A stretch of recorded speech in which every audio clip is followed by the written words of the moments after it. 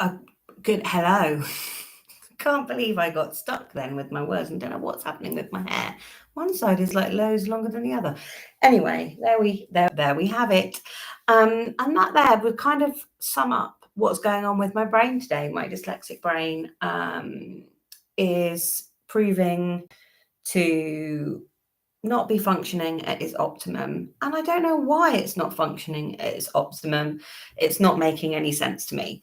But I wanted to come and talk about that because I think we have to learn to trust our dyslexic brain. So quite often dyslexic brains are really inconsistent, and that is one of the things that can make it difficult to manage.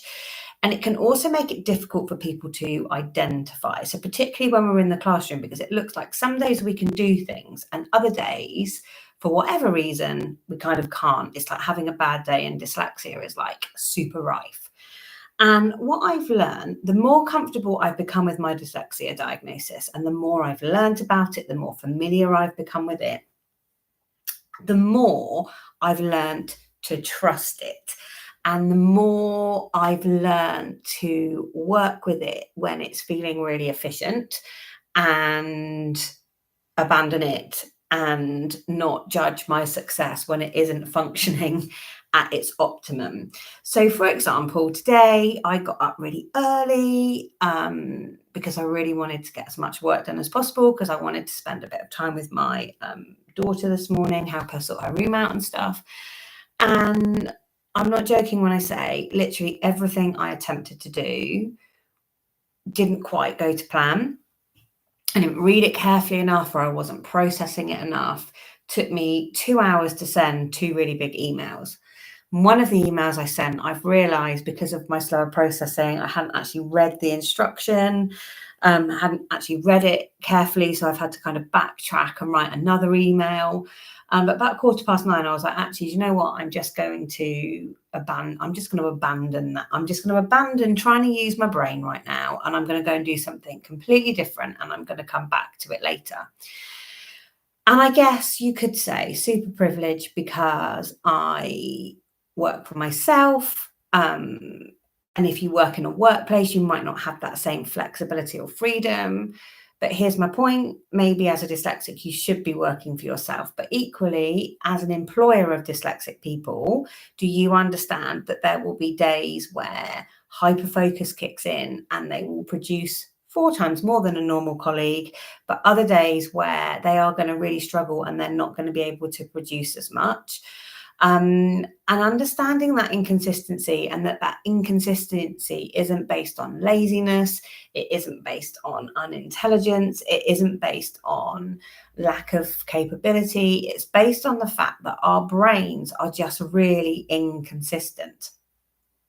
And understanding that and knowing which tasks to do at what times is essential to dyslexic success. So I no longer will base my success on one mistake, dyslexic mistake, I guess, that goes wrong. So I guess before my diagnosis, if I made a dyslexic mistake, that would completely floor me for quite a long time and would make me really question myself, kind of my self-talk, my inner judgment would be, oh, I'm not very clever, I'm stupid, I'm unintelligent, like, how can I possibly have a professional job if I can't even do that simple task?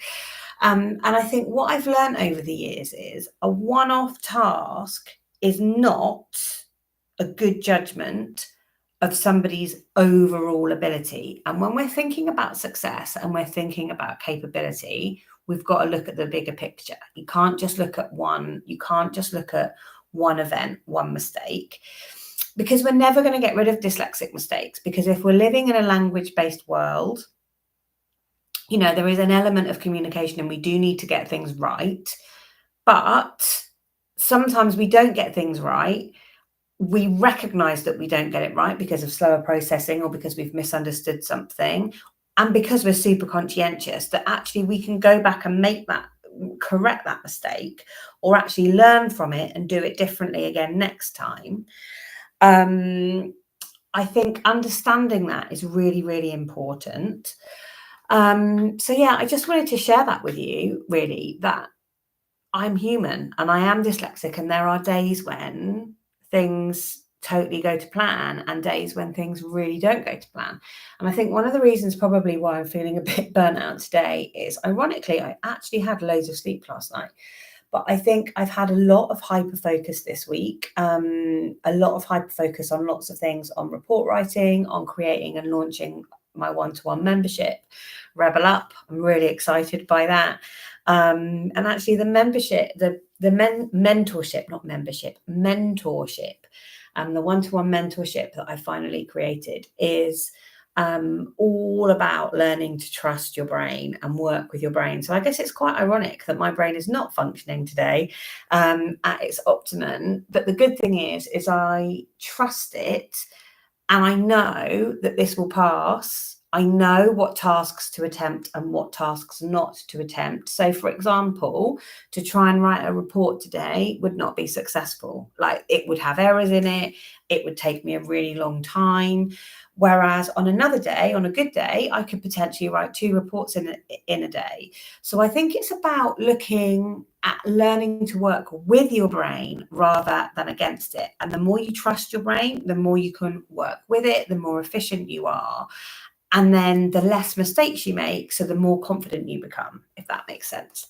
Anyway, I feel like I'm waffling a bit, but I just wanted to hop on and do a little live and touch base with you all.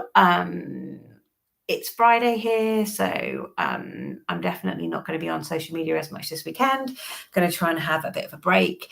But yeah, please do let me know your thoughts on this in the comments below, and feel free to subscribe if you haven't already. I'm trying to do more video content and more lives on here, as well as lives on TikTok. But yeah, have a really great weekend. And all that's left to say is, this is Dyslexic Life with Jo Reese, and she is over and out.